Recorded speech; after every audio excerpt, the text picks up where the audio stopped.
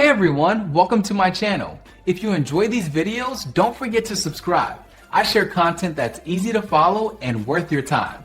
Let's get started. Deleting all unread emails in Outlook is a fast way to organize your cluttered inbox. Sometimes thousands of messages pile up and you need a fresh start immediately.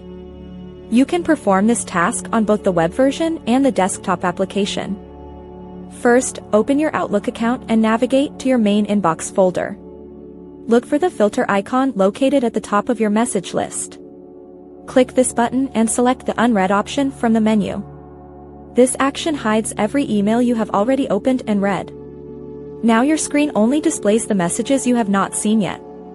To select every single one of these emails at once, press the Control key and the letter A on your keyboard. If you are using a Mac computer, press the Command key and the letter A instead.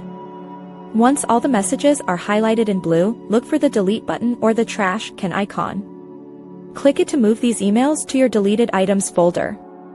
If you have a very large number of emails, the system might take a moment to process the request. You can also right-click on your inbox folder in the left sidebar. Choose the option to empty the folder if you want to remove everything. Another method involves using the search bar at the top of the screen.